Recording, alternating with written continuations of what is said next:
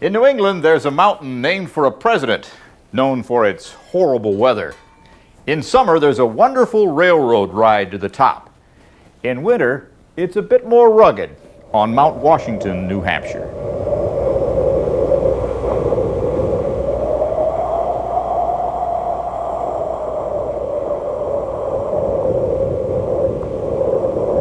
Mount Washington looks gentle, like a smiling stranger with an offer of candy.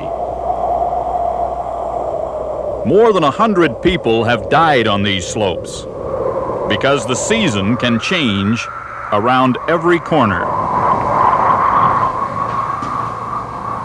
It has been known to snow on this mountain in any month of the year. One day in 3, hurricane-force winds slap the landscape. In winter and spring, they carry icy feathers of fog that coat the rocks and anything on them. Since 1932, a small band of scientists has struggled into this Arctic laundromat to be tumbled around in search of the worst weather in the world. There are bigger mountains and colder places, but nowhere has man seen the wind blow harder. We never got hurt being blown around. Oh, your feet slip out from under you, but you're not a very good kite, you know. You don't fly, you just get knocked down. 51 years ago this April, Wendell Stevenson rose in the darkness to check that wind. He and 2 other observers shared a small shack chained to the summit. It was shaking. And when I stepped out, plop, I was just flattened. It fooled me because I was leaning into the wind. The wind was usually from out here, the northwest. And I leaned into it, and it was coming from here, and of course I just helped myself down, plump. Before that April day had ended, the winds would gust 231 miles an hour, a world record. My pants and skirt just flew up over my head, and there I was like this, you know. I couldn't get out of it. But I had to get out of there, quick sec. I couldn't holler. Wouldn't have done any good. Phooey.